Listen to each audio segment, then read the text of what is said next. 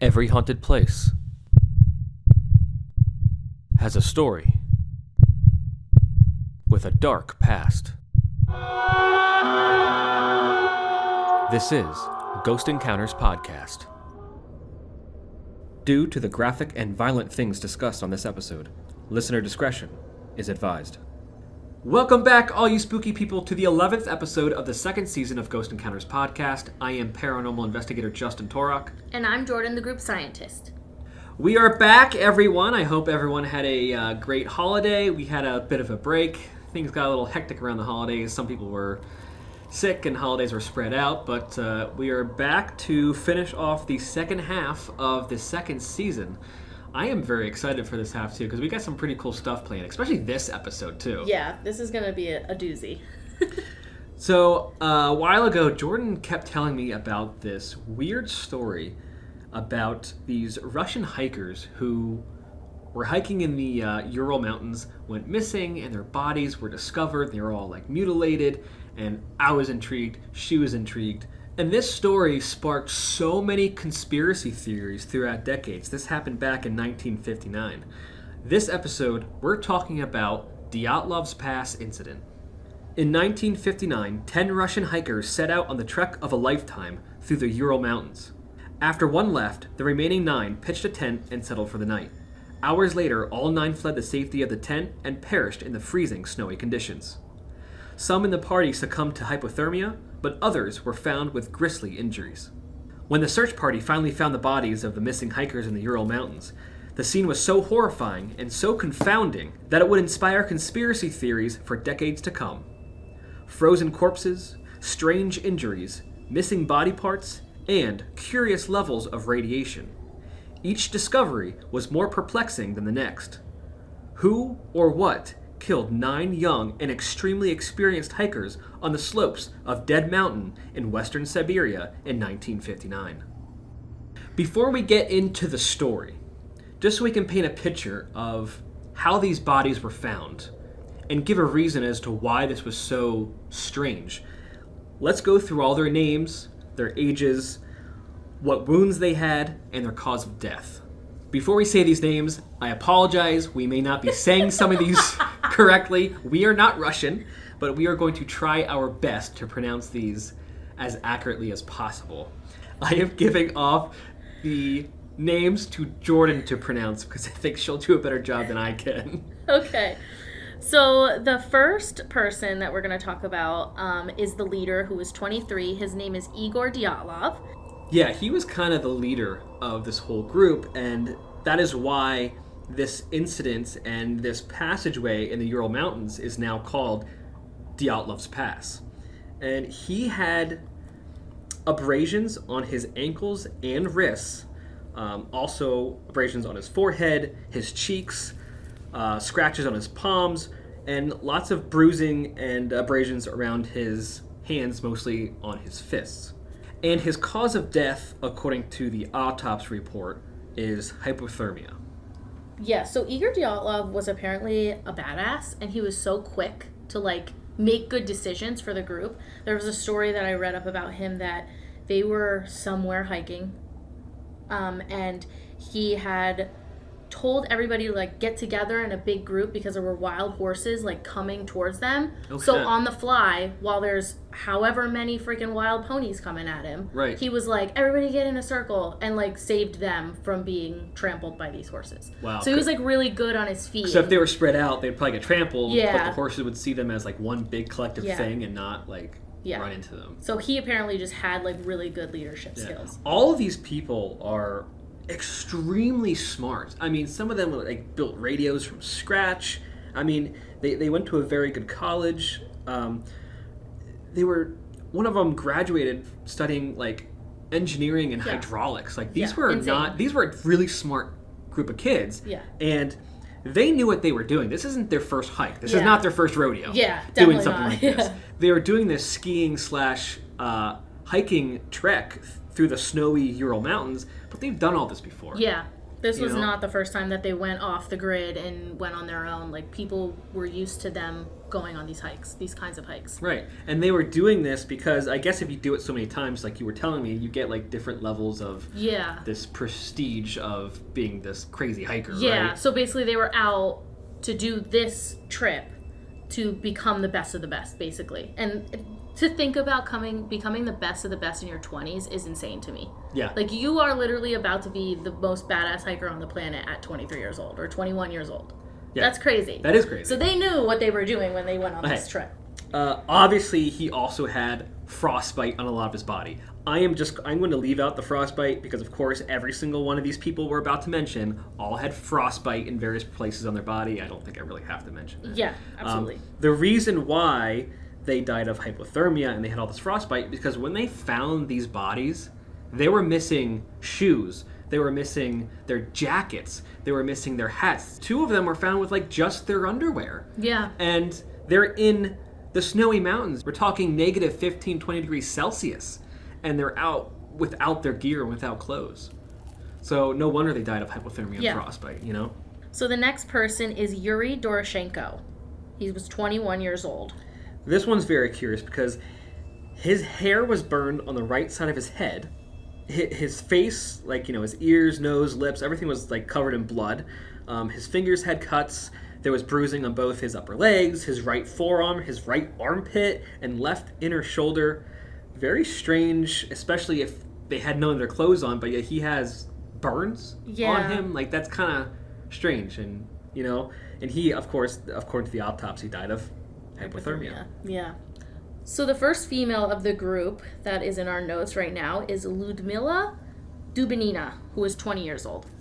And again, this one becomes very perplexing because she had a crushed chest, broken ribs, she had missing eyes, and a missing tongue. Yeah, that is bizarre to me. And according to the people that looked at everything, her entire chest wasn't crushed. It was just the upper top portion, almost as if something fell on her or if someone stomped on her. And it was crushed so bad, she died from internal bleeding from the severe chest trauma. Actually, one of her ribs punctured a part of her heart, and that's why she died.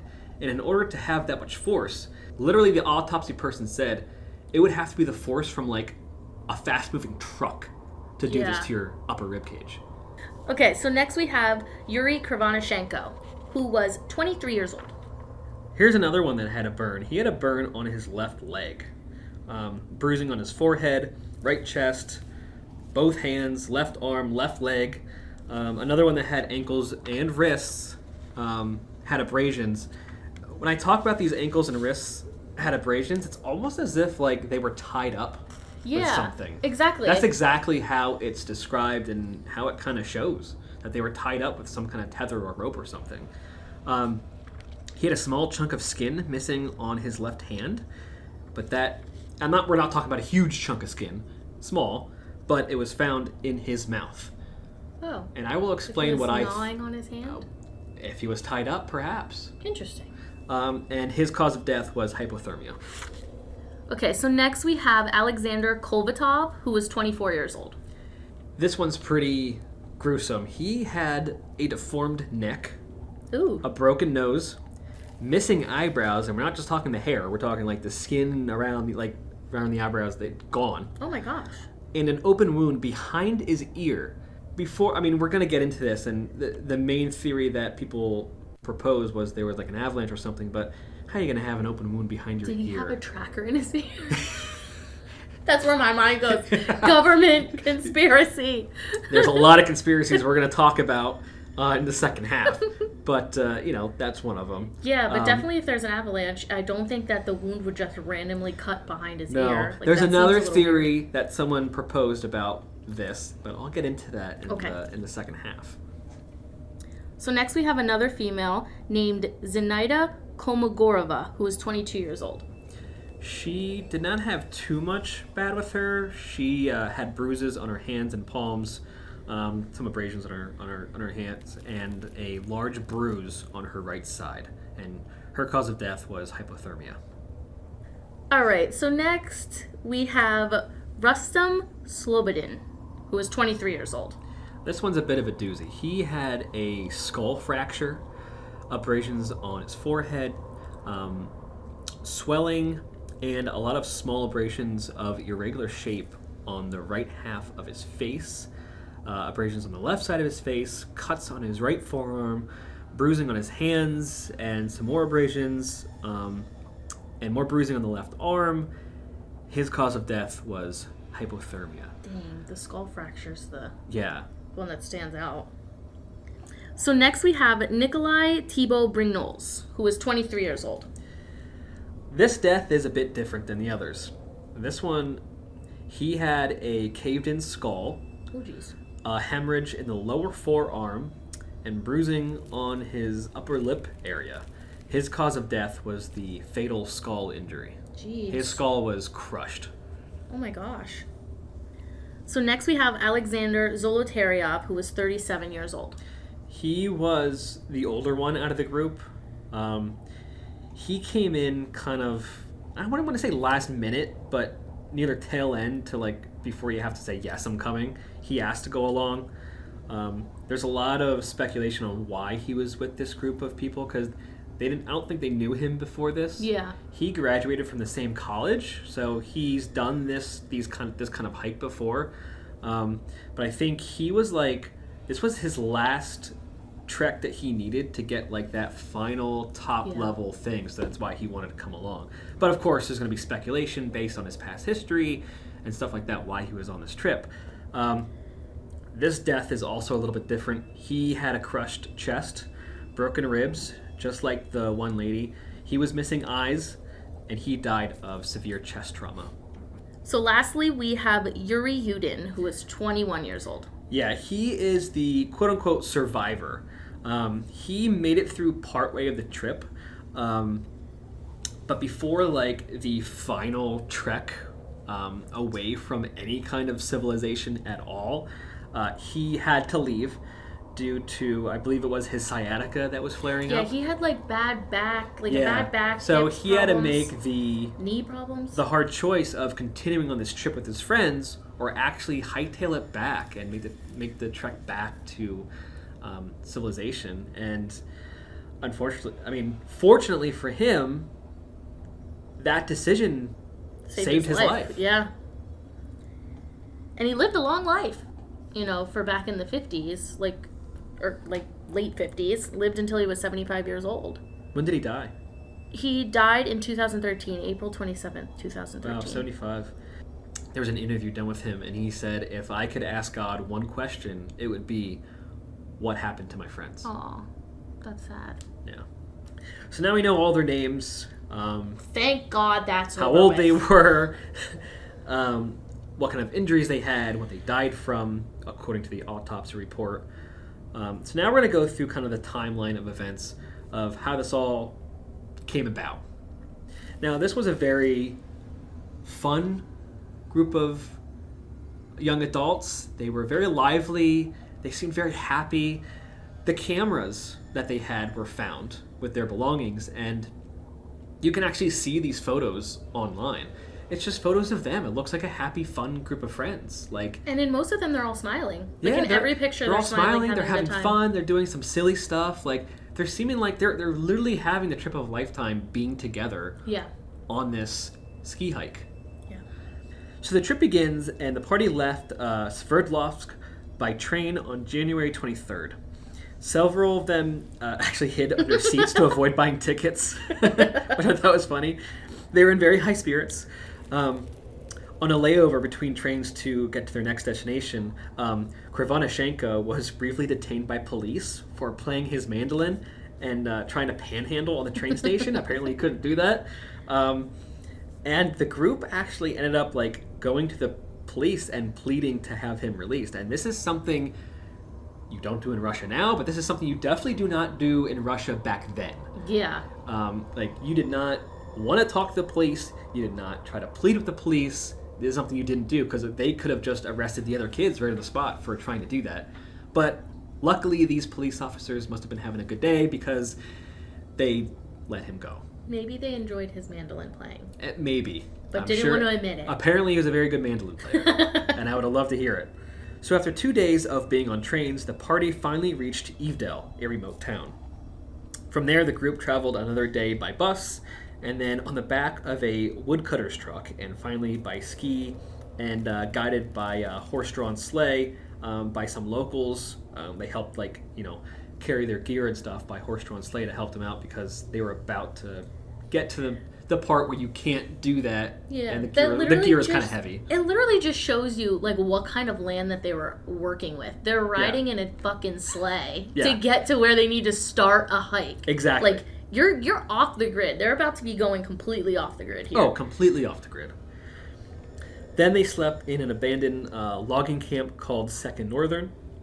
This is where Yuri Yudin leaves. This is where his sciatica flared up, and it caused him to pull out of the trip. They were all very sad. He did not want this to happen. They did not want this to happen. So, there's a lot of crying and hugging, but this is what he had to do because there's no way he could have made the rest of the trip. And sciatic nerve pain is ridiculous. It hurts. It hurts. Oh, yeah. Especially if you have it as bad as apparently he did. Some people get minimal sciatic nerve flare-ups, but then there's people that have to get nerve blockers for that nowadays. Yeah. So and when you're on a ski hike like this in this kind of terrain, you can only go as fast and as well as your slowest person. Yeah. Because you can't part too far from one another. Yeah. So they would have had to, he would have slowed them down a lot, and maybe he couldn't even have walked at some point. So yeah, exactly. It really was the best option, not just for that, but because this option of, like we said, saved his life. So he pulled back on January 28th, and the remaining 9 set off toward the mountains. So their ultimate plan at the end of this treacherous hike through the snowy mountains was to end up at the tiny village of Vijay around February 12th. And what they were supposed to do was telegram the UPI sports club that they had arrived safely, but as we know, that expected telegram never came. According to the diaries and cameras that were retrieved from the ill-fated campsite, the hikers began to move through the pass on the morning of February 1st. Their goal was to set up camp for the night on the other side, but they kind of lost their bearings because of a snowstorm and poor visibility and ended up further west on the eastern slope of Kholat Sikal, rather than backtracking to set up camp in a forested area just under a mile down. The team opted to dig and cut into the slope and pitch their tents right there for the night. Yudin speculated that Dyatlov, the team leader, likely didn't want to lose the altitude they had gained during that day, and that's kind of why they did that. So instead of backtracking down the slope a mile, he just screw it, we'll pitch a tent right here and pick up in the morning. But this also just shows how capable and how much they thought things out, because they dug into the slope, which is to help with the wind that was going to hit that tent. Right. Which goes to that katabatic wind theory that's going to be coming up. And I'm sure this isn't the first time that this option has come about through their many hikes and stuff like that. Yeah. So it was definitely well thought out. Yeah. They just didn't want to lose that time. Which I wouldn't blame them, especially when you're in the kind of conditions that you're in. Right. Who wants to backtrack a mile down and in the morning go back up another mile right where you just were? So I understand their reasoning for not wanting to do that.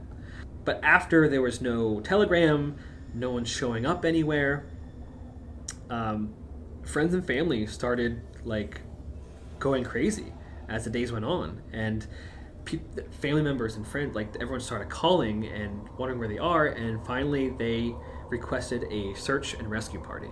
And it wasn't out of the ordinary for them to be late a day or two, but time went on way too far without hearing from any of them. So finally, the relatives requested a search and rescue party. On February 20th, a search was launched. There were several search parties involving student volunteers from UPI, prison guards from the Idvel camp, Mansi hunters. Now, the Mansis are a native tribe to the Ural Mountain area. We're going to talk about them a lot more when the conspiracies and stuff come up, because they were actually questioned and whether or not they had something to do with the missing group of kids. Evidently, they're actually very nice people. Obviously, they're helping with, the search. Yeah. And they know this area. They know how to get through the snowy mountains and stuff like that, Local police helped. Military deployed planes and helicopters. A lot of people are searching for them. Yeah. On February 25th, the students that were helping found ski tracks. And the next day, they discovered the tent. It was above the tree line that we mentioned before on the remote mountain that Soviet officials referred to as Height 1079, and that the Mansi called Kholat Sikal, or Dead Mountain. Oh, well, that's freaking weird. Right? I didn't hear that until just now. Never more aptly named. Yeah. It's like, why did we have to find you here? It almost like is honestly, like, they had to find the dead bodies on Dead Mountain. Yeah, that's creepy. Yeah. When they found the tent, there was no one inside. The tent was partially collapsed. Some of it was covered in some snow. After investigating, the search party saw the tent appeared to have been deliberately slashed in several places. Yet inside, everything was neat and orderly. The skiers' boots, axes, and other equipment were arranged on either side of the door. Food was laid out as if they were about to eat. There was a stack of wood for a heating stove, clothes, the cameras that they had, and their journals. Can you imagine how like creepy that would be to see? Like, even right. for other students to go up to this abandoned tent and look in and see like these people literally dead ass just disappeared. Like, that right. would be so ominous to see. Like, but not only that, like, you have to think, oh my god, all of their boots are inside the tent. Most of their clothes are inside the tent. So that means wherever they are, they have barely any clothes on in these conditions. Yeah, and no boots. I feel like when they saw that there was stuff left in there, like boots and they knew clothes, something went down. They probably knew that at this point it's not a rescue mission. We're just finding bodies. Yeah. Like, we're just literally recovering. About 100 feet downhill, the search party found very distinct footprints of 8 or 9 people walking, not running, toward the tree line. Almost all the prints were of stockinged feet, and some even bare. The party followed the prints downhill for 600 to 700 yards until they vanished near the tree line. Now, it's weird that they didn't find the bodies right away because they followed the tracks, but maybe it was like too late in the day. But the next morning, searchers found the bodies of Krivonchenko and Doroshenko under a tall cedar tree at the edge of the forest. They were lying next to a dead fire, wearing only underwear. Oh. That's it. 12 to 15 feet up the tree were some recently broken branches, and torn clothes were found scattered around. Later that day, a search party discovered the bodies of Dyatlov and Kolmogorova. Both were further up the slope, facing in the direction of the tent, their fists tightly clenched. It's almost as if they seemed to try to get back to their campsite. Yeah, and like I said earlier, seeing those pictures of them, to me, they almost look scarier than the other ones that we're later going to talk about. Yeah. How we found them. Anyone can look up these autopsy photos. They have them, and you can look up the photos from their camera. You can even, if you read Russian, you can read their journal entries. They have all of it, and you can see the autopsy photos. They're horrifying. Yeah. Slobodin was discovered a few days later. Like Dyatlov and Kolmogorova, Slobodin was on the slope leading back to the tent. But 4 bodies remained missing. And while they were looking for those other 4 bodies, obviously autopsies were being done. They were still searching.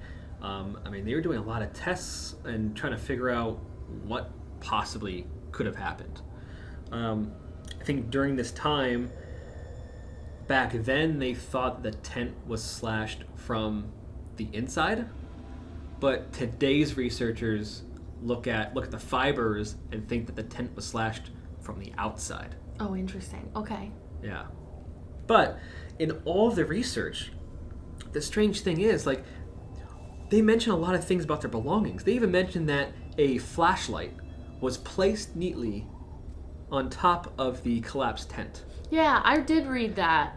Like, there was weird stuff around the weird, tent. But no one mentions anything at all about finding a knife or a blade. Yes, they had a hatchet. They had a hatchet to cut down wood and stuff. And I'm assuming if you're on a hike like this, you probably have a pocket knife or something, but there's no mention at all about finding any kind of knife or blade.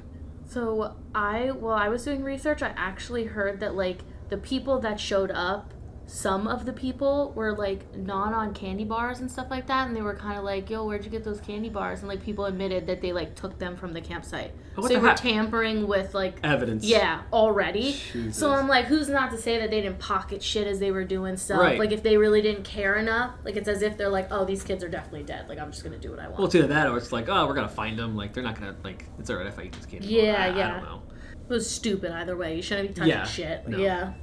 At this time, a lot of people, well, the authorities were saying avalanche, avalanche, avalanche. It was an avalanche because they saw the kids were bruised and, cut up.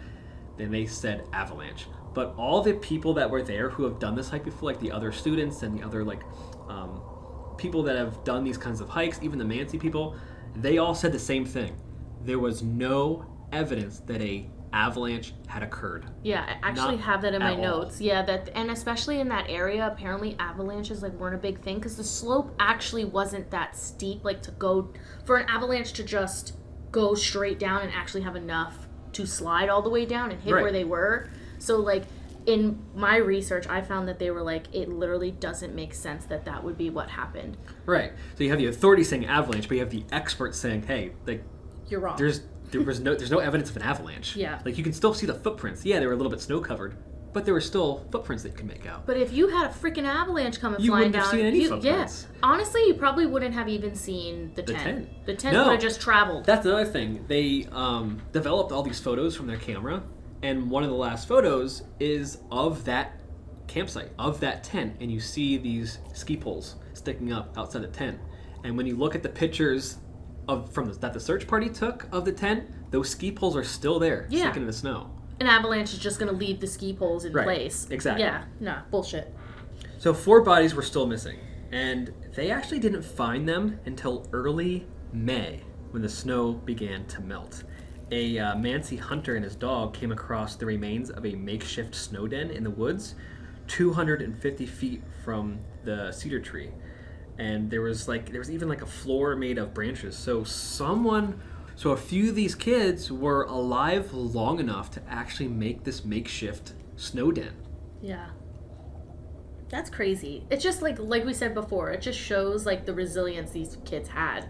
Oh yeah. These young kids. They knew what to do, they were smart, and they were very tough.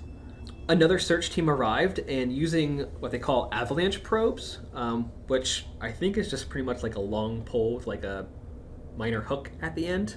They started probing around the snow den, and they brought up a piece of flesh. So then the excavation began and uncovered the 4 remaining victims, lying together in a rocky stream bed under at least 10 feet of snow. Oh, wow. Yeah, so they were actually under a big pile of snow. So I can understand more reasoning why there would be an avalanche, but things are really not right with these bodies. Yeah. The autopsy revealed the catastrophic injuries that we mentioned above to 3 of them. Thibault's skull was fractured severely. Pieces of bone was actually even driven into his brain. Oh my god. Zolotaryov and Dubinina had the crushed chests, multiple broken ribs. The autopsy reports the massive hemorrhage in the right ventricle of Dubinina's heart from the chest being crushed. And like I said before, the medical examiner said in order to do this damage, it was similar to what he's seen as a result of like an automobile moving at high impact, hitting someone. Yeah. Yet none of the bodies had any external, or they had a few cuts and stuff like that, but they didn't have any like massive external penetrating wounds. But the other crazy thing was Zolotaryov and Dubinina's eyes were missing, and Dubinina's tongue was missing. They don't say whether or not it's a chunk of the tongue or if it's the whole tongue. The autopsy report just says her tongue is missing. And the authorities want to say the eyeballs and the tongue being missing was due to like rodents and animals, but they found blood in Dubinina's stomach, which means her tongue was lost while she was alive. Yeah. My thing is that if they were under 10 feet of snow and the other ones that they found first were not really under that much snow, why weren't their eyes missing? Why wasn't their tongue missing? You know what I mean? Like, that's what throws up red flags about this thing, and it's so intriguing to learn about because it's just mind-blowing. It is. Like, these people literally had their eyes plucked out. Obviously, people first think, oh yeah, it's rodents, oh, it's animals. But then you have Dyatlov found laying in between the two locations, literally sticking out of the snow, and it looks like he just died frozen solid. Yeah. It's bizarre to me. Just had this to throw whole that thing out is there. bizarre, and now it's about to get even more bizarre. Everyone knew that definitely these kids were fighting something or someone. Yeah, it made because no sense. there's no way these wounds would appear from an avalanche. The authorities, of course, wanted to say avalanche, avalanche, avalanche. But everyone else was like, no. Yeah, no way. You know? So even already when they started finding these bodies, conspiracy theories were flooding out of people's mouths.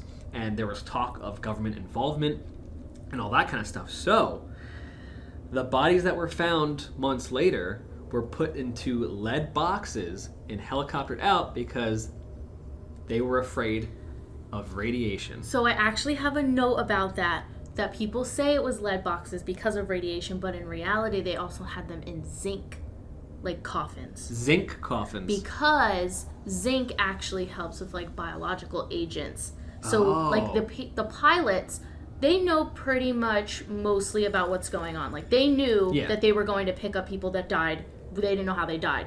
So naturally this pilot was like, I'm not getting in the plane with these people if they died of like a disease. If they could possibly have radiation on them or something. Yeah, so I found that really interesting that these pilots were basically like, red flag, I don't even know what kind of shit they've seen before this to say, you need to put them in a special little casket before they kill me. That's wild. They've definitely seen some shady shit before that. Yeah. After careful inventory of clothing recovered from the bodies revealed that some of these victims were wearing clothes taken or cut off of other bodies. Basically, the ones that were found months later, they ended up taking clothing and stuff off of their friends' dead bodies in order to help stay alive. Imagine that. Your friend is literally dead and you have to make the decision to take clothing off of them to survive. I'm like, and my thing is that we're talking about 20-year-olds to 24-year-olds. Like, could you imagine being 21 and literally seeing a dead person and taking their clothes off to survive? I can't. Like, that's insane to go through that at that young of an age and to like probably be scared for your life. But it shows you the resilience of these kids. Yeah. They were tested, the clothing was tested, and a laboratory found that several items emitted unnatural high levels of radiation. The piece of clothing that had the most radiation was a sweater that was wrapped around Dumanina's feet. But that sweater belonged to Yuri Krivonashenko. And I'm going to explain why in a little bit. But imagine that. She literally had to take the sweater off of her friend and wrap it around her feet. She had no boots. Yeah.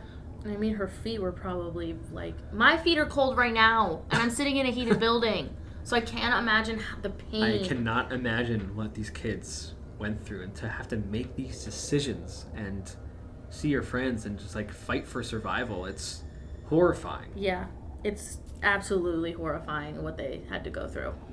And the fact that now radiation is being pulled into this, it's everyone is shouting out conspiracy theories and nothing is adding up. And you know me, I am not into conspiracy theories. Like, whenever Taylor's boyfriend brings up conspiracy theories, I want to choke him out because I'm just like, nah, that's madness. Like, I go more at a scientific approach. I believe in science. And when you're reading this, it's hard to believe in science. Like, it's like, this makes no sense. Like, it literally makes your mind go to a completely different realm. 100%. It's crazy. Yeah. Well, let's freeze there, and we're going to take a short break. And when we get back, we're going to truck our way through some of these conspiracy theories.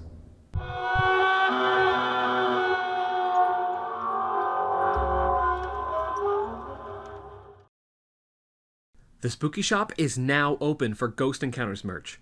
Visit ghost-encounters.com and click on Spooky Shop. This episode is brought to you by The Colony Meadery. If you haven't tried mead yet, it's alcohol made from honey, and it's the fastest growing alcoholic beverage in the United States. It's all natural, totally gluten-free, and delicious. And one of the best meaderies in the world is right here in the Lehigh Valley. Stop in and try a flight of meads, grab some bottles or cans to go, and experience some of the best booze in the world. They've got flavors ranging from tart and quaffable lemon laws and Wu-Tang Cran to cinnamon vanilla series of tubes and even the sweet heat of their mango habanero. Learn more at either location or at colonymeadery.com. Ghost Encounters podcast and show is sponsored by Phoenix Fire Media. Bring the heat to your online presence with their expert social media marketing, photography, and video productions. Visit phoenixfiremedia.com. If all you spooky people are enjoying the Ghost Encounters podcast, hit subscribe and give us 5 stars. Follow us on Facebook, Instagram, and TikTok at Ghost Encounters PA. To watch full episodes of the Ghost Encounters show, visit ghost-encounters.com.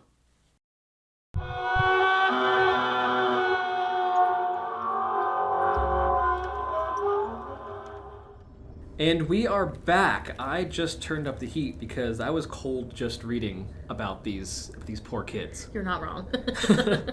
Let's jump into some of the theories that have came about as to what happened to them. I mentioned the Mansi people before, and there is the Mansi theory. Early on, it was theorized by Soviet authorities that the Dyatlov party may have been killed by the Mansi, an indigenous people of the region.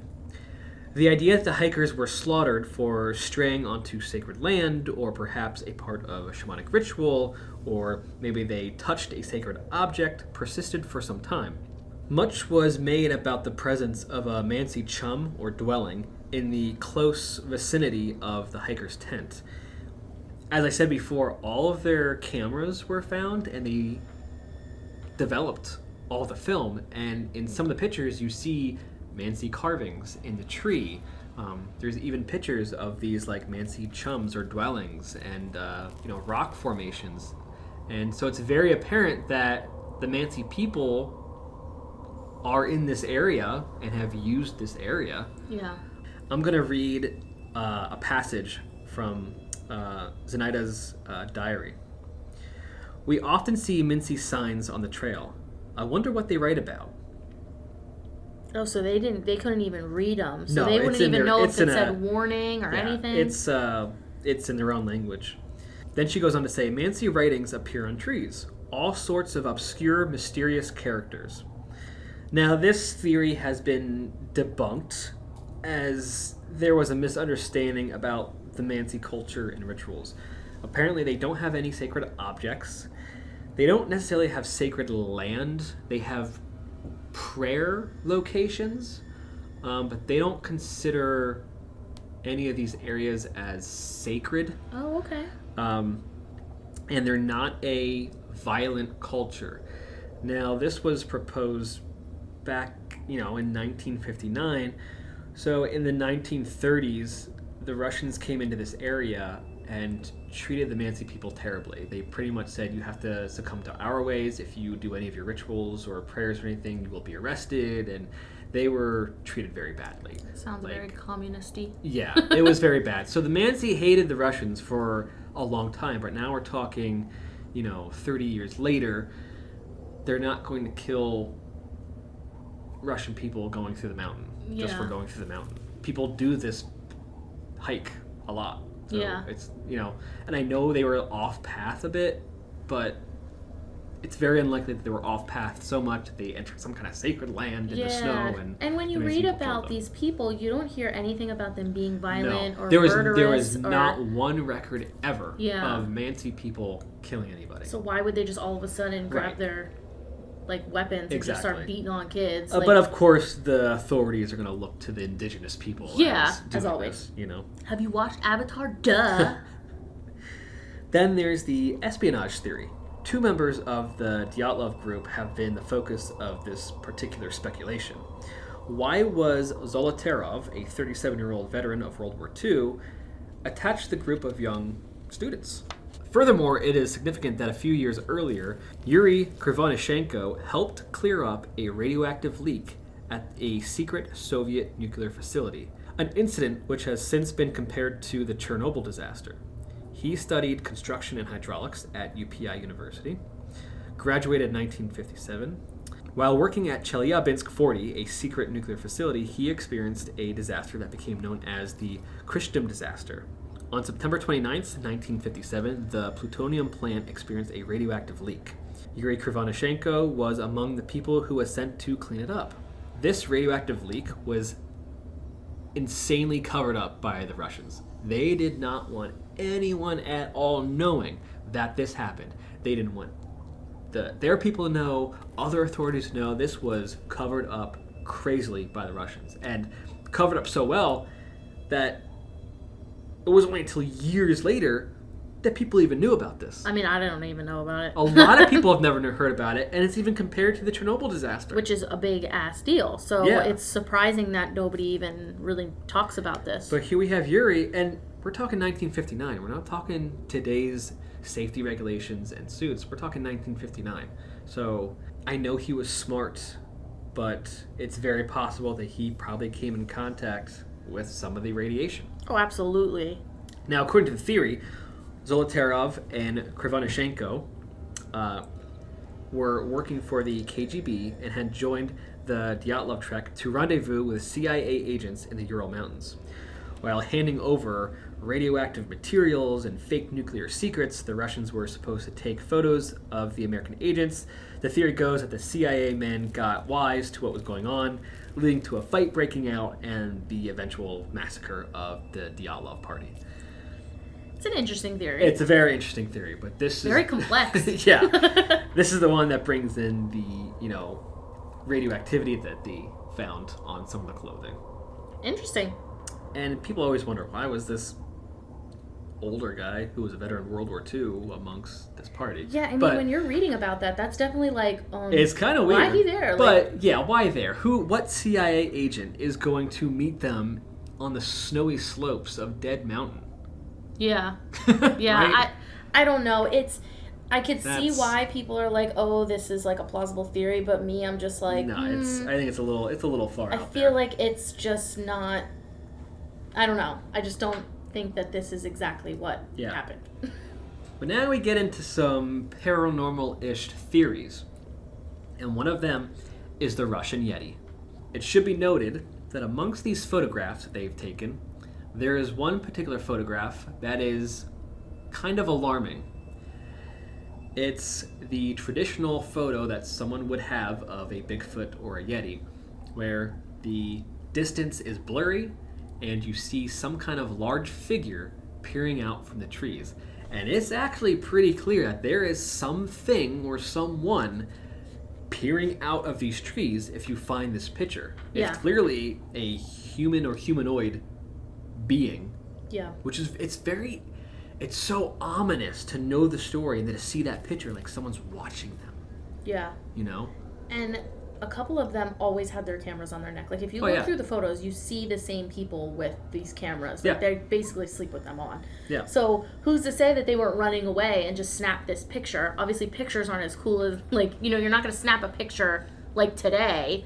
Like, today you're going to get a clear picture. Like, back then, you don't have the greatest camera. No, and if you look at some of these pictures, like, there's, like, blobs of black and stuff from, the film being a little bit bad, and there's some scratches and dust and all kinds of stuff. So it's not like great quality pictures, but it's very ominous to know what happened and see that picture amongst the camera roll. Yeah, and I know that a lot of people that don't want to like believe in the Yeti theory are kind of like, this photo is them playing a prank, blah blah blah. But you don't take pictures. Those pictures weren't taken at night. Like, that was a daytime picture, and the picture is completely dark. Like, the humanoid figure is completely dark, which is completely weird in my opinion. And you see this thing skulking by a tree.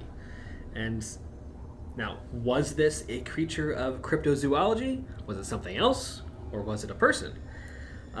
This theory sparked other paranormal theories, but this one was sort of debunked amongst the camera pictures. Like, you see them like goofing around and having a good time and doing silly stuff. And apparently they made like a mock newspaper clipping at school, And it was about different things, and one of the sections of this mock newspaper said, "The Yeti lives in the northern Ural Mountains." And there's like a little tiny article about it. So a lot of people speculate that perhaps this was a staged photo by them. Yeah.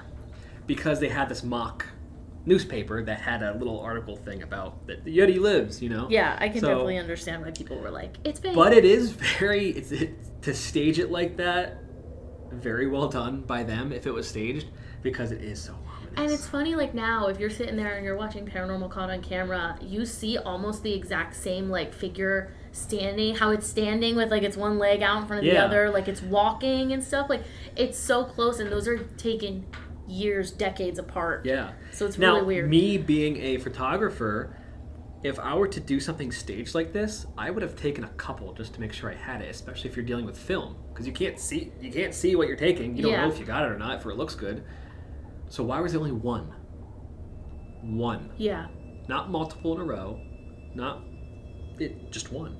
And was that like in any specific spot on the camera roll? Was that the last picture? It was not the last picture. Okay, it was that's just what I in thought. between amongst these pictures. I think it was further towards the end. But it wasn't like the last. No. Okay. No.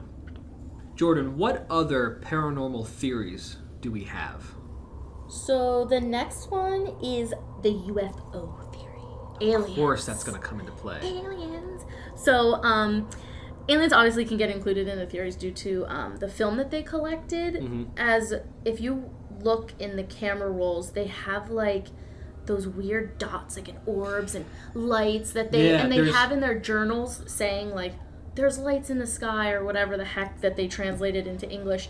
So obviously people that are UFO fanatics are like, holy shit, aliens. Yeah. Which makes sense. There's one really weird photograph that was like one of the last frames, and it's a very blurry picture, but almost as if lights are blurry in the distance, and there should not be any lights anywhere on the mountain. And I'm not talking about like a cityscape of lights. No, I'm talking lights trickling down from the sky. Like if you ever see lights that are very blurry, you see the big blob of lights, and there's multiple, and it looks like they're coming down from the sky. That one is very, very strange. And as a degreed professional photographer, like the only way you can explain it is literally lights trickling down from the sky. Yeah. So we're going to get into it because I have some of the paranormal idea, and then I also have some natural scientific very cool stuff. Okay. So some conspiracy theorists claim that UFOs scared the group away. Around the same time, Soviet armed forces did launch several rockets around that area. Okay. Sorry, I'm going to interrupt you right there. Go ahead. I was watching this documentary called An Unknown Compelling Force. And that's where I got a lot of this information from, and one of the last theories that I'm going to talk about, which makes sense to me. But apparently there was another group of hikers, like 2 weeks behind or 2 weeks after they found these bodies, and they were in the same area. Oh, cool. And they're alive, of course, and they said they saw rockets. Oh. They saw weird lights in the sky, and they saw what looked like rockets coming up or coming down. And so, they actually have that on record that these other hikers saw all these lights and weird stuff in the sky. Well, cool, because I didn't know that. Although the military claimed the rockets landed in the north of the mountains, several scientists said that they saw some glowing and pulsating orbs flying in the direction where the hikers were the day of the tragedy, so the evening of February 1st. A man who was in charge of the investigation at the Dyatlov Pass made a statement that during his investigation, he and other investigators noticed that the pines in the forest were burned at the top, which I was like, wait, why would the top of the trees be burnt? Because even if it was rockets, we're meaning that these kids were right next to these rockets going off, not in the distance. Right. It's for it to burn the trees near them. Right. You know what I mean? Not only that, but two of the bodies had burns on them. Yeah. Really weird. So he also claims that they were forced to take out any reference of unknown flying objects or other strange phenomena from their reports. I'm sure, because it's the Russian government back then. Yeah, and they, you never know with the Russian government, they were probably looking for the damn UFOs themselves. You know what I mean? They did sketchy shit back in the day. Now, top secret stuff. Still now. This is the time of like, the Cold War. So yeah, they don't want any secrets of anything getting out. So in the reports, this included pictures of flying spheres drawn by the Mansi hunters and other testimonies. So other people were seeing the things in the sky. Like other people have reported seeing not rockets, but random strange lights in the sky. That's very odd. Yeah. And, I'm assuming rockets are kind of noticed. Like, I feel like these people would be able to tell. I don't know. Like, for some reason, I just feel like these people would notice natural occurring lights versus, holy shit, that's a rocket going on. Right, exactly. So, skeptics thought that they gave this interview to make some money. Okay. Which, you know me, I'm always like, yeah. And way more, I'm trying to make a buck. So I wouldn't, I kind of agree with that. Like, if this is, like, out of pocket for that time, people are probably going to be like, nah, that's a lie. They're just trying to make some shit up for clout. Ha. Okay. So the UFO theories, like, really wasn't investigated at all since it was deemed a pseudo-scientific or religious phenomena, which I thought was a religious phenomena. I don't know. But I could see why, definitely in Russia, especially Soviet Union time, like, why would they... Yeah, they would prohibit anything that has to do with, like, that kind of thing. And they made, like, crazy propaganda back in that day where it was like, Russia's the greatest and everybody else sucks ass. So, like, why would they all of a sudden be like, yeah, there's UFOs? Yeah, you know what I mean? Exactly. And also, I know you spoke about radiation already, but when aliens are involved, obviously radiation's involved. Of course. So, they included that in this theory, and since some had the radiation found on their clothing and bodies, obviously it correlates with this theory. What I did find interesting when I was researching, it said that the levels on the clothing were twice the levels found on their skin. So, like, it's almost as if whatever happened radiation-wise, it's like... I have a theory that explains that. Okay, good. All right. But I will get to that. Because I didn't really know, I don't know how that works. I mean, I like science and all, but I'm just like, radiation, Wouldn't it be on your skin? Radiate to the... Yes, but it's not going to be the same level that's on the object that you're touching. Yeah, exactly. It's going to have a trickle-down effect. Okay. Right? If you touch something with radiation, it's going to be less than the radiation that's on that object than if you touch someone else with that radiation. Yes. And it's going to be less as it goes down. Yeah. I see. But I have a theory that explains all this, but I'm going to get to that. Okay. I'm excited. So, another thing I'm excited about, a more natural approach to seeing the orbs or lights could be a phenomenon called ball lightning. I know I'm always talking about lightning. With the lightning. We had a big break. We had lightning multiple podcasts in a row, and now we're back with more lightning. What's ball lightning? Okay, so according to a source, it is, quote unquote, lightning in a form of a luminous sphere that is generally several centimeters in diameter. So not big. Not a big strike like we're used to seeing. Apparently it's just these small balls and you of can lightning. Yeah, and you can look it up, and some of them like literally are ball like it's like literally balls. Dude, sometimes nature is weird. I love how I just said it's balls. So scientific, Jordan. But yeah, like, and it's cool because they don't give off the same color. Like, it's not always going to be a white light. It's not always going to be blue. It can be green. It can be yellow. So ball lightning usually occurs near the ground during thunderstorms in close association with cloud-to-ground lightning. I mean, they are at a high elevation. Yeah. So I know I already talked about the colors. It can be red, orange, yellow, white, or blue, and is often accompanied by a hissing sound or a distinct odor.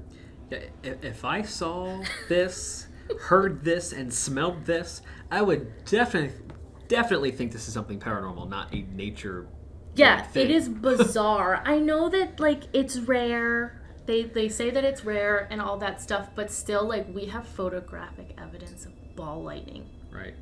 Who knows? Maybe that's what was in, that weird blurry picture of those lights that they captured. And my twin sister is also stupid into weather, so, like, every time it's winter, she always waits and hopes she hears, like, a phenomenon called thunder snow and stuff like that, where in a snowstorm it can really cause thunder. That's cool.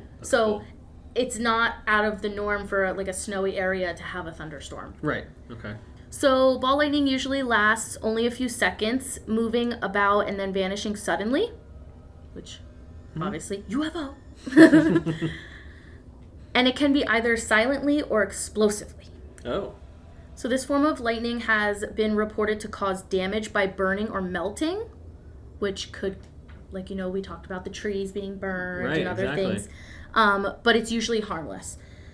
To me, it just sounds scary. Like, I would not want to, like, experience this on any level. Some people that support this claim say that it can be described how the 2 deaths at the cedar trees can be due to a single electrocution event. Like, obviously due to, like, a lightning strike or the ball lightning. Yeah, okay.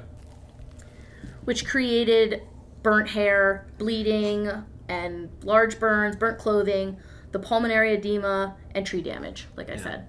Interestingly, also the 4 deaths in the ravine can be theorized to be due to an explosion event because they were the ones that were found so, like, hurt. Right, with the severe chest trauma and stuff like that. Yeah, which, again, can be from a more powerful lightning strike, or ball lightning strikes can produce 300,000 amps and temperatures several times hotter than the surface of the sun. Jesus.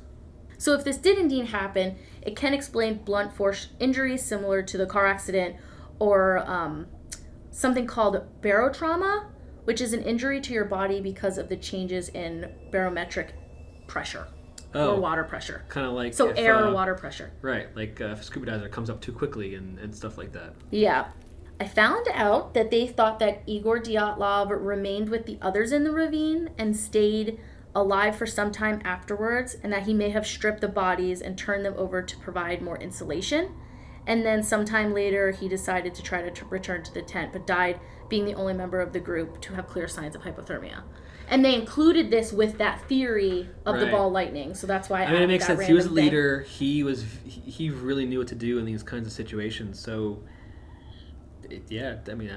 that part of it's kind of plausible. Yeah, I'm still skeptical on the ball lightning thing. Yeah, absolutely. I mean, it's just, especially since they say that it's so rare and everything like that, and I feel like if they got struck by lightning, you would be able to tell as an autopsy. Like if you're reading autopsies and you're reviewing dead bodies. It does leave distinctive marks. Yeah. If there's any kind of burns like that are that hot or lightning strikes. Yeah, so there are people obviously that don't agree with this, just like all the other theories we're about to talk about, but I just wanted to include that because I just thought it was so cool. Very cool.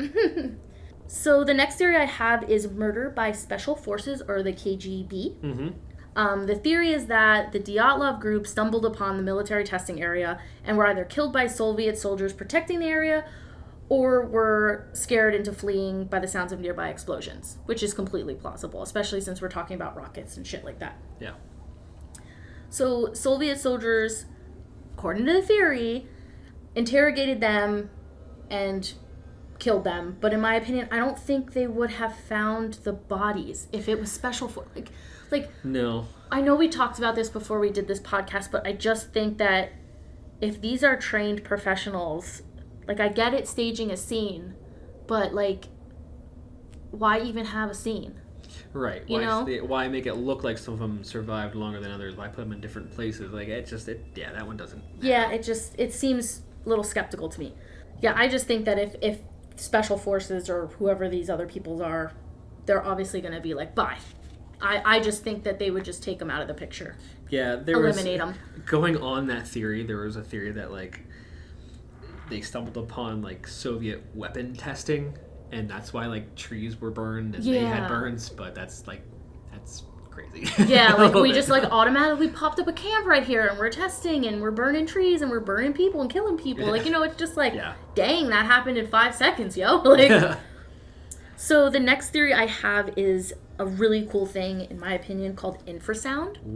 I saw this written down. What is infrasound? So new research has been done into a rare weather phenomena that has suggested that a perfect storm could have struck the campers in the night. So obviously it panicked them so much that they had to flee the tent. Right. And then they fell victim to the brutal cold before they came to their senses because of the infrasound. Made them delirious and everything like that. So researchers and investigators believe that a wind phenomena called a Kármán vortex street could have produced a terrifying, powerful sound which is proven to induce irrational fear in humans. Really? Yeah, so we'll get to that. Continuing on. But under certain circumstances, they could also produce a more subtle and terrifying phenomenon known as the infrasound.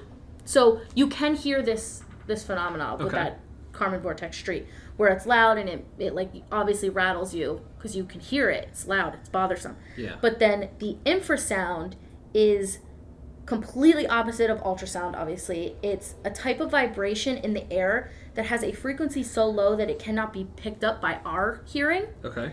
And studies have shown that it has certain effects on the human body, including loss of sleep, shortness of breath, and extreme feelings of dread. Wow. So it causes vibrations in the inner ear, and you may not hear them, but your body's reacting to them. Right. So it's making you like out of sorts. You like, you know, obviously can't understand what's going on. Yeah. Because you don't hear anything, so why, you know, you're not thinking that it could be something in your ear. So interestingly, the waves are defined as anything below normal hearing range, which is 20 hertz. The upper range is around 20,000. Yeah. It can be by man-made objects as well as a natural phenomena, which we were talking about. A French scientist first noticed the effect of infrasound on his body thanks to a badly designed fan. When his lab assistants began suffering nausea for no reason at all, he discovered that the discomfort was caused by a motor of a large fan, which was emitting weird sound waves. Right. Also, a 2003 study in the UK found that a fifth of people exposed to infrasound reported feeling anxious, scared, and unable to breathe properly. Wow. Yeah. Really affects you. Yeah. Another theory, which I love to say, holds that the waves are linked to ghost sightings. Just wait. Okay, so since it vibrates, I know you're looking at me like, you're full of shit, Jordan. But since it vibrates the fluid and your eyeball, it causes you to see this weird gray blob out of the corner of your eye. So people are linking it to say, like, that's why people see apparitions and da-da-da-da-da. Something has to be emitting sound. Yeah. That you can't hear, but the sound waves are there messing with you. Yeah. So, and this, obviously, don't take my word for it, but there are, like, other places that explain this phenomena. Like, I watched this show called The Unexplained on Netflix or Discovery Plus, and they kind of, like, they explain it really well, how it vibrates and how it makes you see things and stuff like that. I get that, but, like, if you're in an abandoned place and nothing's emitting sound... But here, I'm getting to that. Now, before you go... Go ahead. Along with things linking to why people think they see or hear ghosts, obviously a tool that we use in our investigations is an EMF detector. Yeah. Which detects electromagnetic fields. And EMFs are given off of electronic devices. And if you're around something that is emitting very high levels of EMF and you're around it for a long period of time, it can make you feel anxious, dizzy, maybe even nauseous. And so whenever I do an investigation, I always do an initial EMF sweep throughout the location I'm at, just to see if anything is giving off high levels of EMF. So I know that if I'm in that area, I want to stay away from that electronic device, whatever it is.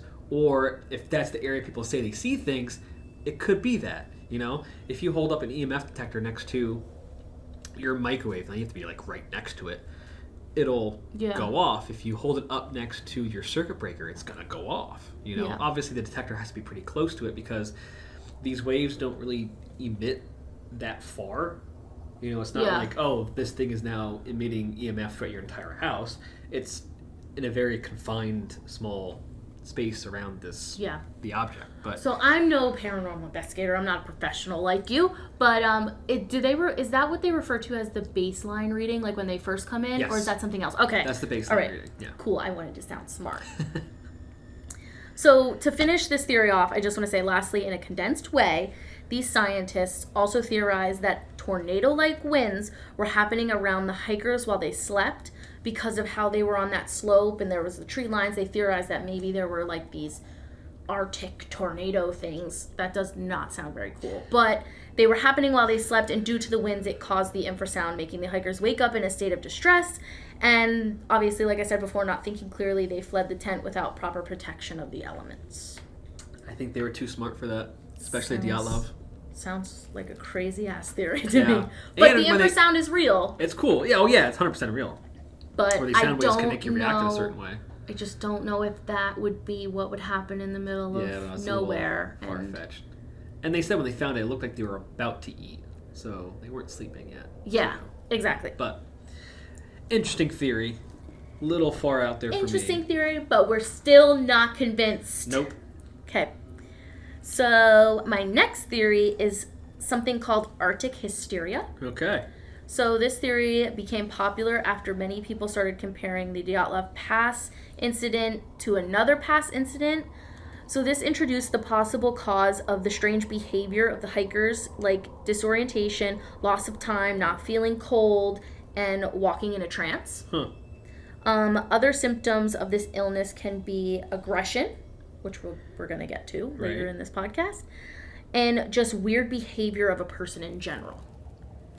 I was reading about this and I was like, they sound like they lost their minds and turned into zombies. Yeah, that's and what it kind of sounds like. Died because of it, because they didn't understand that it was freaking freezing, and they needed clothes, obviously, to go trudging around the snowy mountains. So those who become affected by this phenomena begin having both visual and auditory hallucinations. Jeez, what caused that? That's scary.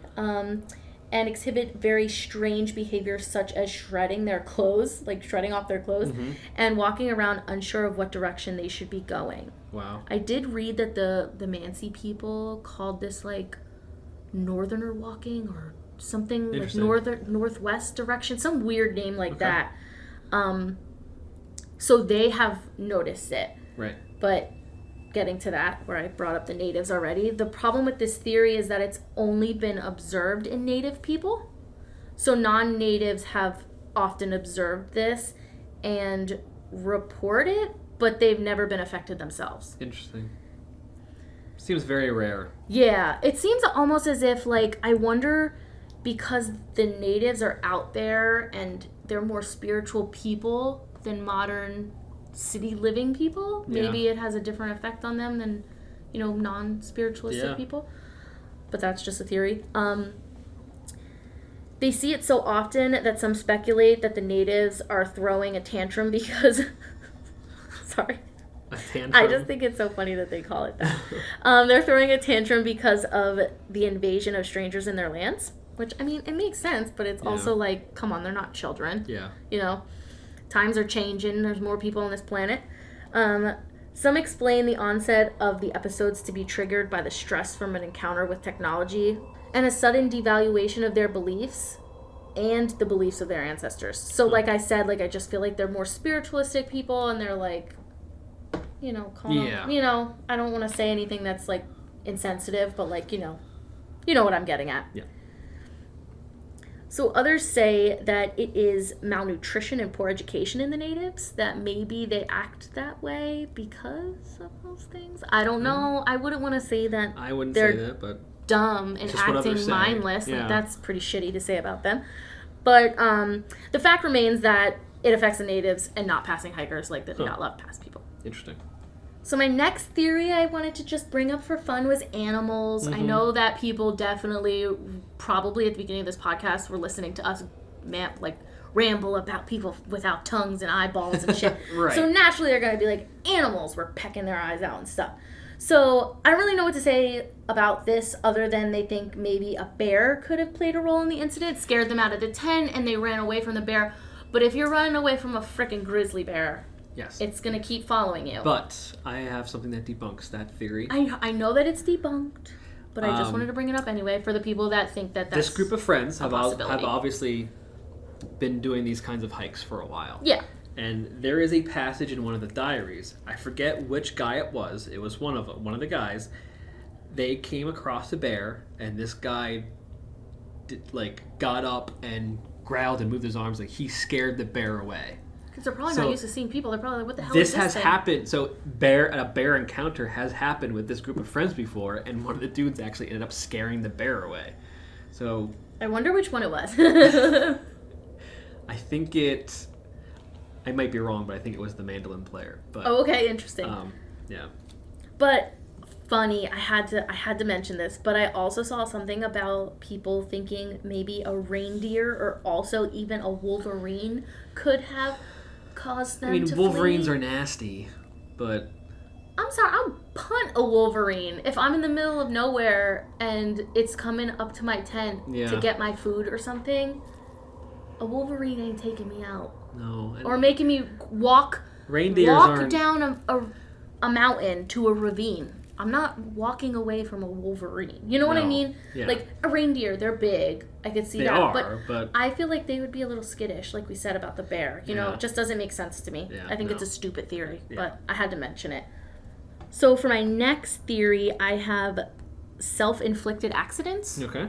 Which I think is a plausible theory, especially if you're coming not at a paranormal standpoint. But I just also don't know if I believe in any of these theories because these kids were smart. You know what I mean? They've done these kinds of stuff so many times. Like, I feel like making mistakes at this level is kind of, I mean, not that it's not possible, but... Yeah. That's the only reason I'm kind of including it in our discussion, just to say, like, it's not this like, would happen to non-experienced one people. person on a hike making mistakes. It's a group of them. Yeah. They're not, like, if one person makes a mistake, someone else is going to fix it or say something. Yeah, you know what I mean? exactly. So the first accident that I have is stove-like suffocation. Okay. So some think that they may have left the tent due to smoke from the stove. Yeah, but they've done this. I know, but I'm just bringing it up for shits and giggles. Yeah. The problem with this theory is that they wouldn't need to go a mile down the hill to escape smoke in a tent. Like, right. They could just stand outside a tent and open the door. Exactly. Like, even if they thought it could be from the fire in the tent, they wouldn't need to go so far away from it. Or slash the tent open. Yeah, exactly. They could, you wouldn't slash the tent. You just open the damn door and go out. Yeah, you exactly. know? And if it was smoke, they wouldn't completely abandon the tent without the shoes and the coats and walk a mile away from it. You know, I just think, and if it was a fire or something wrong with the stove, I just don't think that they would just leave. No, their stuff was like neatly placed around, and nothing else was on fire. And if it was a fire, the tent would burn. You know, we wouldn't have a perfectly pristine tent. You have snow to put it out. Like, yeah, there's an abundance of snow around you. Yeah, exactly. Yeah, that doesn't make sense. Yeah, so another weakness of this theory is the consistency of reports by witnesses and investigators that the stove was not assembled and still, functional. Like, they took the stove apart, apparently. Yeah, you take the stove apart when you go you're hiking, not gonna leave it and then on, you yeah. put it back together, and like they said, it looked like they were about to eat, not that they already started eating. So, quote, they would argue that the only thing that could make them leave would have to be an immediate threat inside of the tent, which makes sense. If something was outside, such as an animal or a UFO, then there would be no reason to cut the tent open. They could have escaped believing an avalanche was tumbling towards them. The problem with that theory is that footprints showed them walking calmly and orderly down the slope, which we've said a bunch of times in this podcast, opposed to running away in panic. So something caused them to panic inside of this tent, but once outside, they calmed down and made a conscious decision just to walk down the slope. Like, it just doesn't make sense. Was it cut from the outside? Exactly. It seems weird to me. The whole thing of them walking calmly down, but we're always theorizing that they're something that stressed them out. Yeah. We should see running. Right. You know, it's just mind-blowing. We're trying to support theories, but we're also refuting theories that we like because it just doesn't all make sense. Yeah. So you've brought this up a bunch of times, but we know that they used the stove on the night of the incident because before whatever took place, there was partially eaten pieces of fried ham and bacon that were found inside of the tent. They later say that somehow the stove was quote-unquote reignited when they were taking it down, and as the exhaust pipe was removed, the smoke would have filled the tent in seconds, and as they attempt to get control of the flame, they just cut holes at the top of the tent to vent the smoke. I just don't think that would be realistic if you know you're going to be out in the weather still. Right, but wouldn't they have where's the knife? I keep saying, where's the knife? Yeah, and then they say here, that when the venting of the smoke didn't work, because they did say that there were 2 holes cut. Like when I was researching, there were 2 holes cut and then the big slash. So almost as if maybe they were quote unquote peering out or something. So they're taking that and saying maybe it was to vent smoke. Gotcha. And then when the tent filled up with smoke, they panicked and just cut it to escape. But still, that doesn't explain why they decided to walk away from the tent. You know. So, and also because of the burn marks on their bodies and the clothing, they want to try to say that it could be from the metal on the stove that burned them. I mean, that would be crazy. Somebody has a burnt part of their head. Yeah, why would the stove be on their head? Yeah, and I could see like their hands or something, but not like the inner leg or anything like that. Yeah, and another reason why people support this theory is because several members of the group were found with blood around their mouths, and coughing up blood is a symptom of smoke inhalation. But a lot of smoke inhalation. Yeah, not 20 seconds of scrambling and, you know. Yeah, a lot of smoke inhalation. Yeah. So, getting to the end of this bullshit theory, apparently, some of them were apparently intoxicated, which would have affected their judgment as well as their sensibility to the cold. Like, it just seems off the grid. Like, it just seems stupid to me. Yeah. So another is methanol poisoning. For methanol poisoning, may include decreased level of consciousness, poor coordination, vomiting, abdominal pain, and a specific smell on the breath. Also, decreased vision may start as early as 12 hours after exposure. Long-term outcomes may include blindness and kidney failure. The blindness is going to play a huge role in this theory. So lastly, toxicity and death may occur after drinking just a small amount of methanol. Supporters of this theory point out that the following aspects of the hiker's behavior may explain methanol poisoning. One of them being cutting up the tent from inside, which correlates with decreased level of consciousness and poor coordination. So the second being going down the slope in a calm fashion, which means possibly they could have been holding hands due to the blindness symptom, which I thought was pretty interesting. The third being cutting up branches to make a fire while there is dry wood laying right around the cedar tree. So again, possibly blindness. Right. They didn't know where things were and they had to go get new things and whatever. And lastly, which is bizarre, there was a high amount of urine in Dyatlov's bladder. Yeah, he had the most. So can correlate with the kidney failure that we talked about. Interesting. So in this theory, the way methanol apparently could have made its way into the hiker's system. So the first being the melting of snow and increased radioactivity in the area of the incident may have caused this methanol spilled over the pass, some crazy shit like that. Apparently, like an aircraft was transmitting methanol and the solution somehow ended up in the there. Snow Yeah. And it's melting and it's getting into their system. Yeah.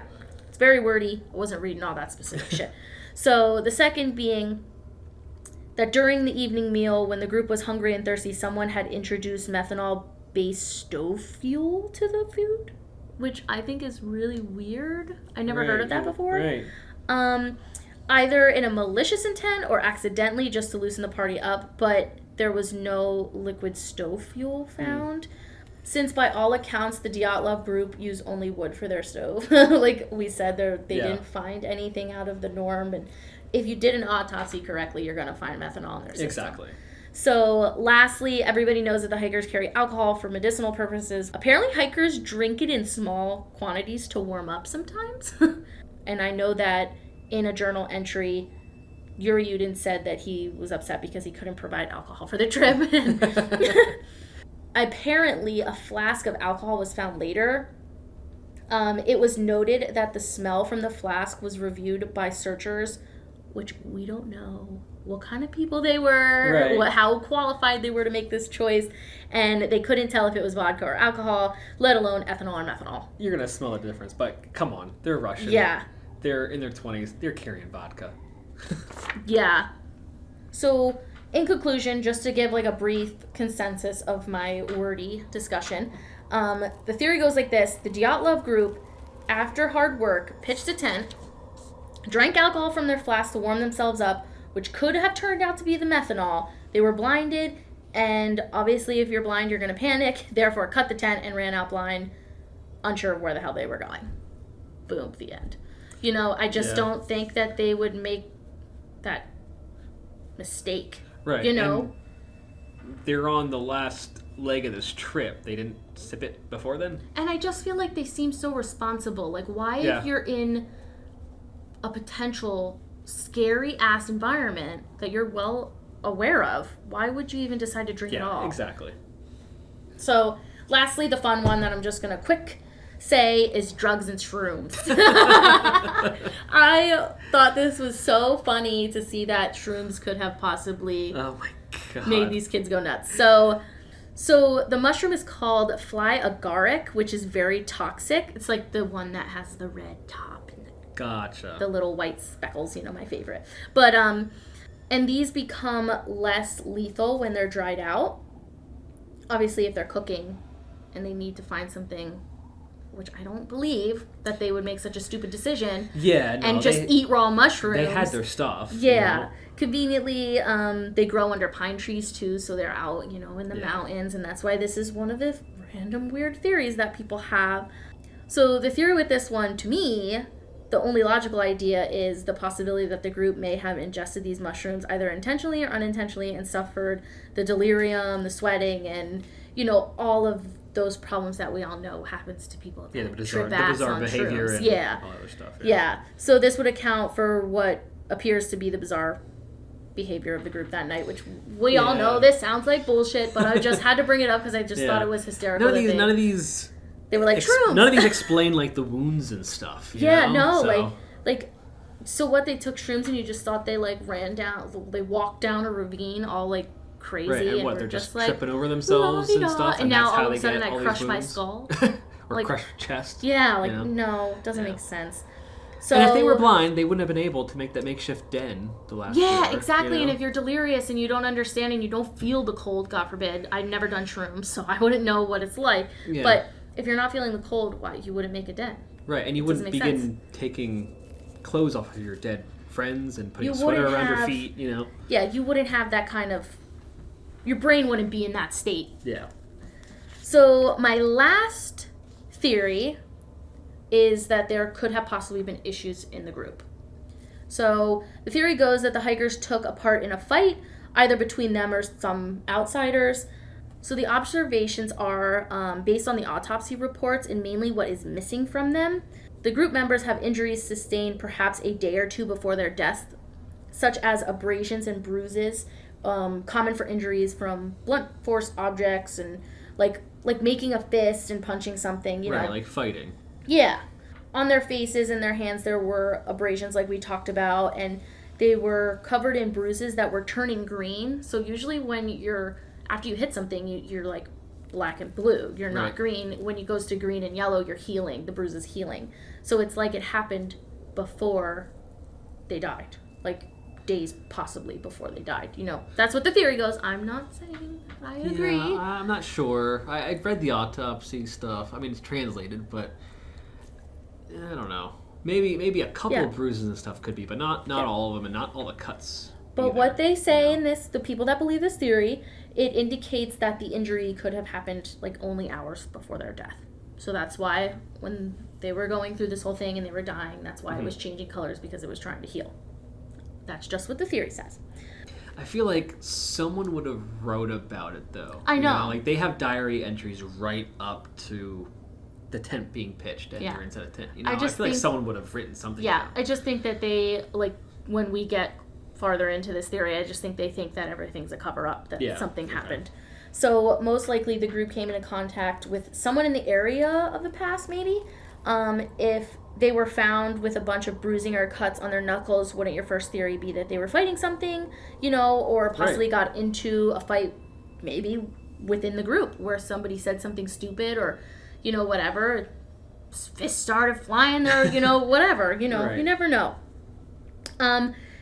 If you want to do a deep dive, Dyatlovpass.com explains things, this whole thing in such great detail. Oh, nice. That you can sit there and just, like me, do the deep dive and be like, holy shit, I can't I feel believe. like if anyone does any kind of research on this, after listening to this podcast, you read one page and all of a sudden you read 20. Yeah, and then you're just like, holy shit, how is it 2 a.m.? I just started this at 9 p.m. Like, right. There's just so much on this.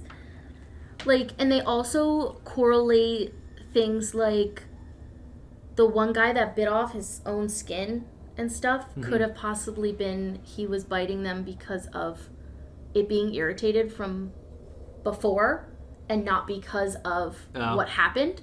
So, yeah, they like do a complete deep dive. But interestingly, for each of the 9 people, the experts indicated that pieces of internal organs were taken for histological examination. I decided to add this because I'm a histotechnologist. Yes, so, but only for the last 4, they had results put into the criminal case, not for the other 5, which I thought was pretty interesting. Yeah, it's weird. And they name the ones, and they talk about it on that dyatlovpass.com, so do the deep dive. It's crazy. They assume that the histology of the first 5 bodies was deliberately concealed and they didn't feel like bringing it up, and maybe they only put these results in the autopsy case because they knew something that the rest of us didn't. Yeah, who knows? But that's up for discussion that we don't have time for right now. So that is it for my theories. Some of them are a little far-fetched, in my opinion. Absolutely. Some of them don't explain everything, but very interesting theories. I just feel like that's how these theories are, where like that's why there's so many of them, because you can't literally say it's just one. It's like 5, in my opinion. They just like bring this in, and this could correlate with that theory, and you know, it's just like a puzzle piece coming together, but it never fully fits. Yeah. Let's go back to the original accepted theory that is also the most mundane, that the group fled the tent in a hurry because of a slab avalanche and then, succumbed to the harsh conditions. But people say, that they are smart enough to know if an avalanche is happening or about to happen, and that's why they slashed their way out of the tent, but they didn't run down the mountain, they walked. Yeah. So if an avalanche is coming, you're gonna run. You're not gonna walk to the forest line, right? Yeah. And people say, the reason why they have wounds and bruises is because they got hit by the avalanche, and that's why the 2 people had their chest crushed. But maybe if an avalanche is hurling rocks at you and stuff, but if you're in the avalanche, you're gonna be in the avalanche. You're not gonna come from a makeshift snow den.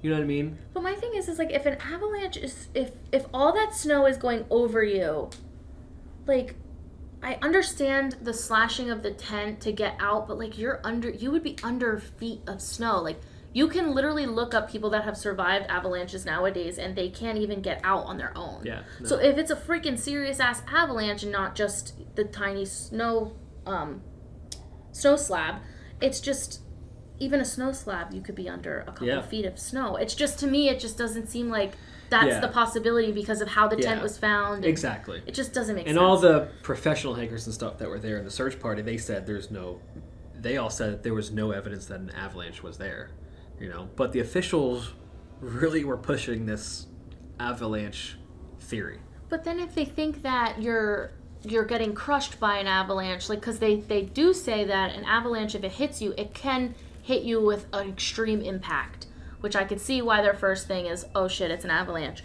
But if you're crushed by snow, and for the one lady, it broke her ribs, and her rib hit her ventricle and her heart, and she's internally bleeding, do you think she's getting out that tent and walking calmly down a ravine? I don't think calmly so. Down a slope to the ravine. Or even if it happened a little bit afterwards. It makes no sense. Or somebody's skull is crushed. Right.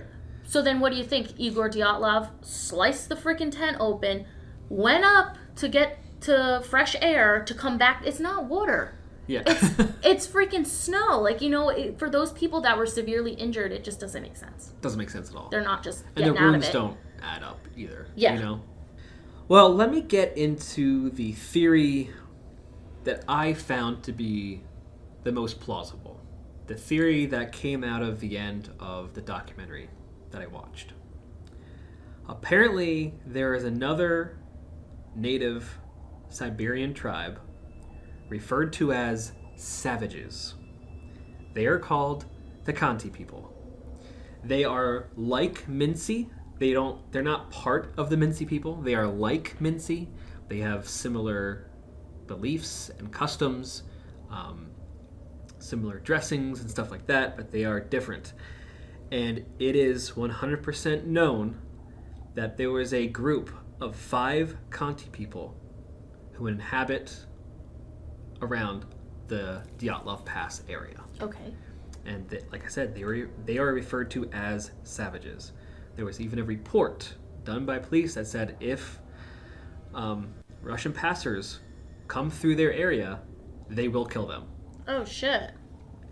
So I'm going to backtrack. I'm going to go through a lot of these pieces of evidence and kind of explain what the documentary thinks what happened.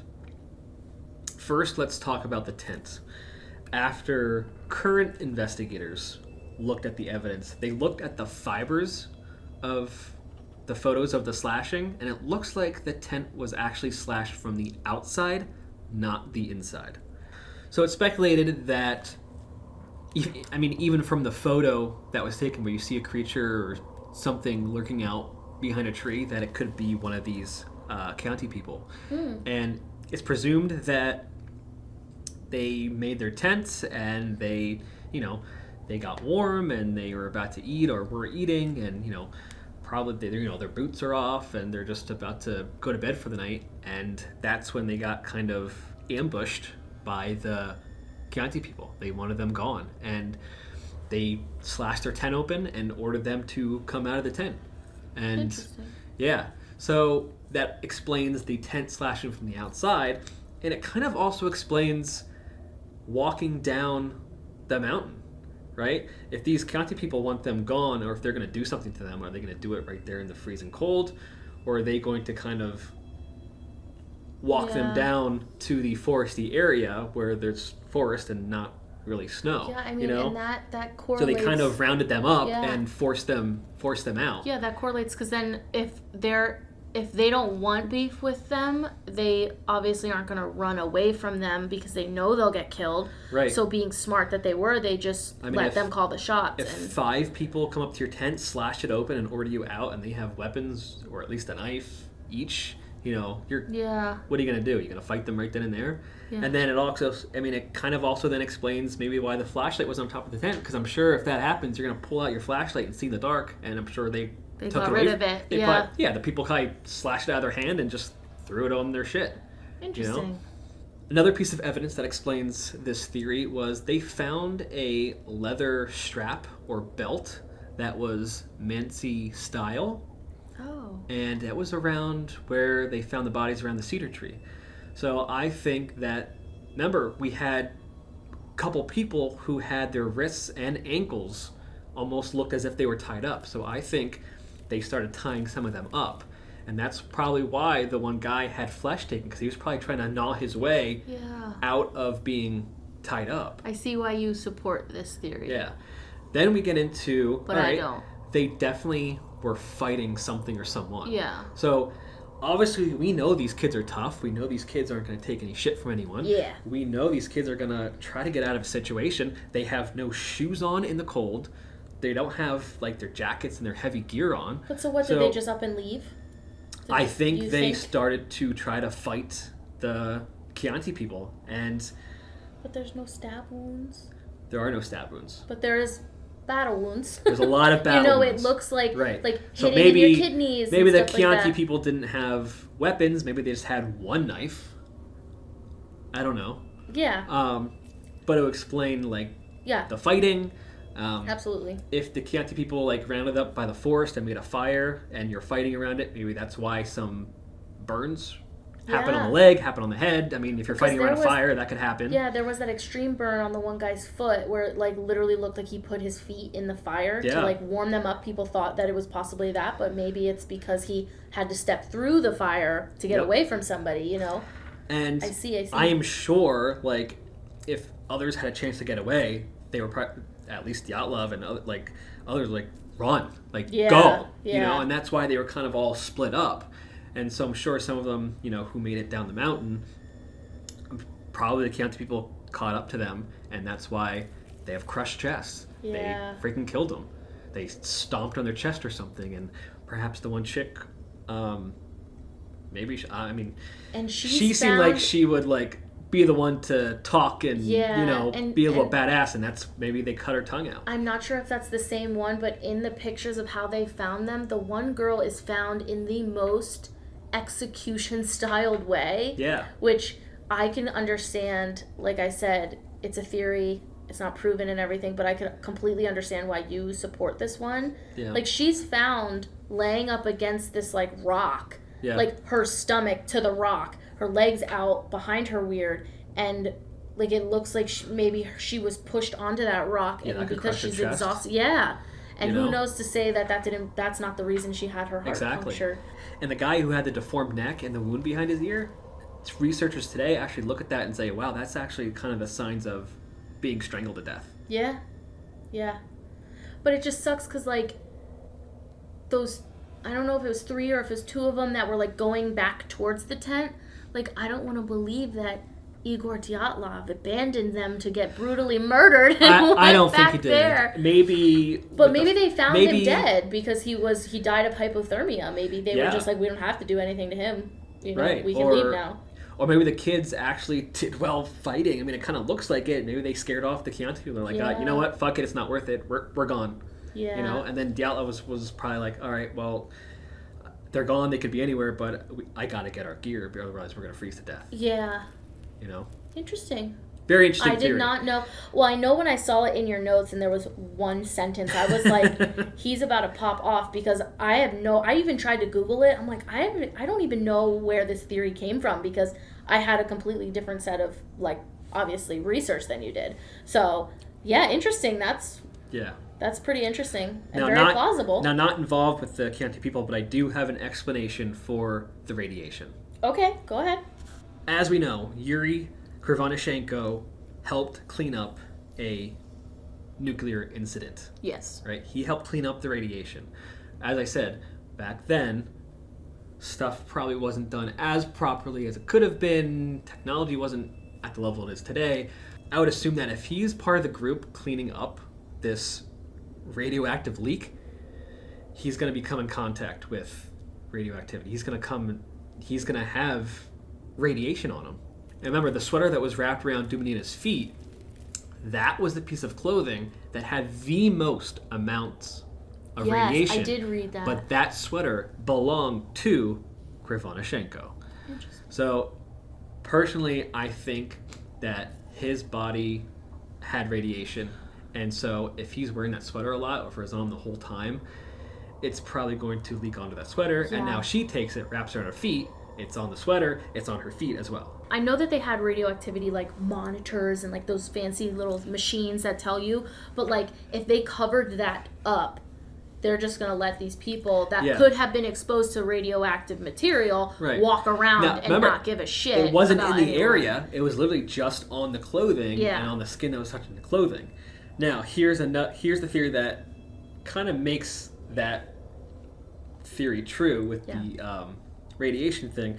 As soon as they discovered that the clothing had radiation on it, that's when the government came in and said, we're done, shut it down, they died of hypothermia, that's it. Yeah, and that's when they shut down this entire thing, because remember, they covered up the nuclear disaster. They covered it up, and they did not want anyone to know about it. So now they know this guy was there, he helped clean it up, they find radiation, they're like, nope, done, shut it down. Yeah.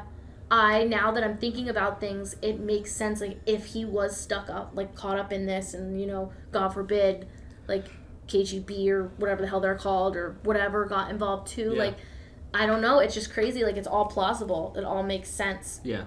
I think that part makes a lot of sense. Like, and I mean, if you think about it realistically, there's UFOs, and then there's that theory. Which one are you gonna pick? You know, obviously.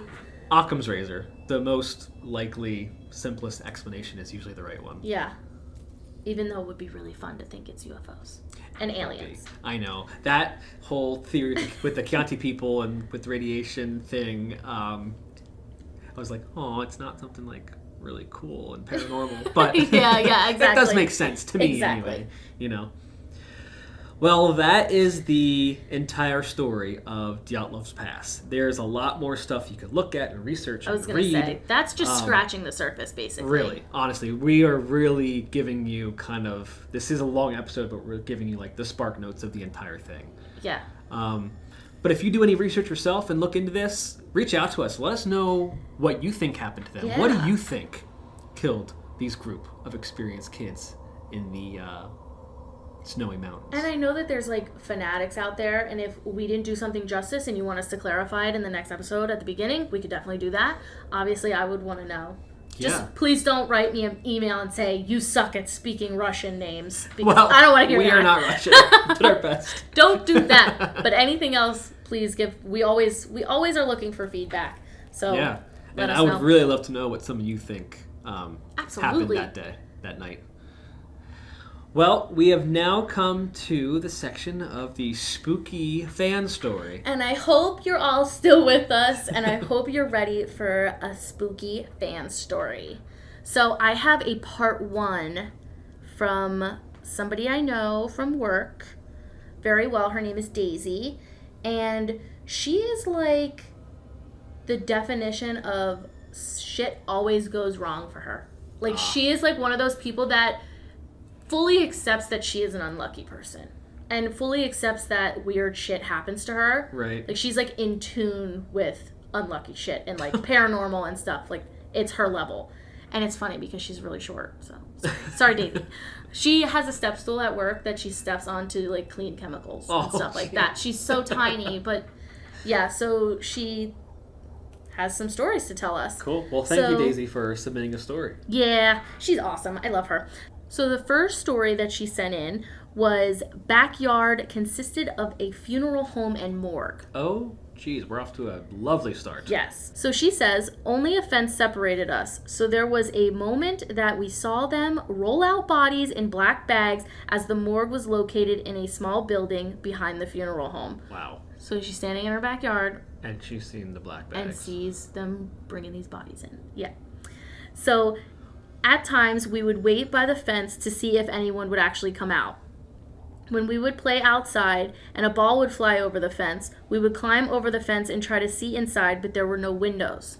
First off, if there's no windows, don't go looking. Yeah. We had upstairs neighbors who we could consistently hear going back and forth on the stairs and hear them walking, so we knew when they were home. Yet we would constantly hear knocks on our front door, but it wasn't our neighbors. Oh. We knew this because we asked them, and they stated that they never did and said it sounded like perhaps some young kids knocking, as the knocks were not loud or sounded heavy. So light knocks. Right, they're kind of like Probably not ding dong annoying ditch, but like ones. knock knock ditch. Yeah.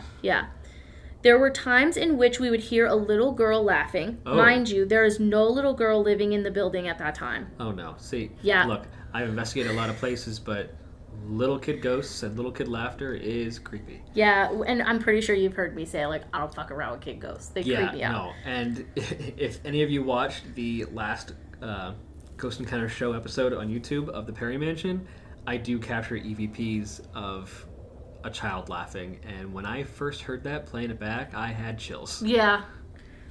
So I got chills from reading this because, like I said, she's in tune. I feel like she's like just in tune with dark energy in general. I did have dreams of a little girl, and I'm not sure if one did die inside, but I do know that one did in our housing building. Oh. Like a person. A guy hanged himself in the basement. Jeez. I personally never went down there, but we lived in this building for 8 years, and with time we got used to all the noise. So accepting the ghosts. Getting used to it. Wow. Yeah. You so know that a little was girl her died there. You know that a story. guy hanged himself. That's nuts. Yeah. So her second little short story that she sent in was, quote, "My father knew a guy who murdered his family." Oh. You know, her like I like her little like titles to these to these stories. Like it really sets you up. Like I told you, she didn't send it into the email. She gave me a piece of paper because English is not her first language. She's bilingual, speaks other languages, and for her, I guess typing doesn't translate in her mind the way that she needs it to, so she has to write to understand what she's trying to say in English. So, like, she can speak English, but writing English is hard for her, I guess. So, how she starts this is, I can't remember the town where this happened, but we did pass the house often. So my father was friends with this guy who would go on to murder his wife and child, got drunk, stabbed them, placed them in garbage bags after chopping them into pieces. Wow. The story goes that you could see shadows passing through the windows. The building wasn't knocked down since they lived up at the top floor. Instead, they just keep it empty after the murders. They didn't knock it down? They just keep the top floor empty? Yeah. And look at little old Daisy just going up to see the freaking shadows out there. Like, oh my god. But I think it's crazy that, like, that stuff... But that's not out of the norm for her. Like, when she talks to me, it's like she is basically like, yeah, my dad knew a guy that murdered his family. Oh, yeah, I live behind a funeral home. That's like, crazy. you know, like, she's it's just, like, so used to it. Yeah, like, I don't know if she's going to include this in her next... Because this is only part one. She's giving me another part. And she went on a vacation to somewhere, and she went into a church. She was fine. She went into a church, and as soon as she got in the church, she coughed, she sneezed, she, like, it was almost as if she was allergic to being there. Mm-hmm. And as soon as she left the church, she was fine. That's weird. So it's almost like, I don't know if she is got some negativity, like, attached to her. Me and her joke all the time. We say that we're cursed. So she's just in tune, like I said, with this negativity and dark shit. Yeah. But she's awesome. She's great. And Daisy, thank you for your stories. Thank you very much. And I can't wait for part 2. For everyone else listening, don't forget to send in your spooky fan stories. Message us, or please send them to the email GhostEncountersStories@gmail.com. We definitely want to hear your feedback on anything, whether it's critiquing the way we do things, like pointers if you think we need to improve on certain things. Obviously, I would love to hear any sort of story you have, whether it's paranormal or not. If it's a true crime story and you have some weird shit that happened to you, and you feel like you want to tell us that, and you want us to share it with the world, let me know. I would love to learn and hear what you have to say. So would I, exactly. And if you're listening and you like the podcast, please give us 5 stars on whatever platform you are listening from. It would really, really help us out. And share us on social media so other people can find us too if you enjoy it. Exactly. Share it with your friends. Text them. Share it on social. Whatever you can do. Well, that's all the time we have for today. Stay spooky. Das Vidanya.